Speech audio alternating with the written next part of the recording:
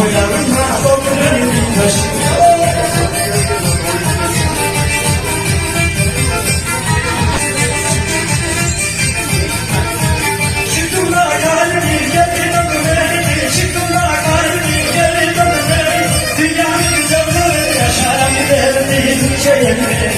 Dünyanın güzelliği da yaşayan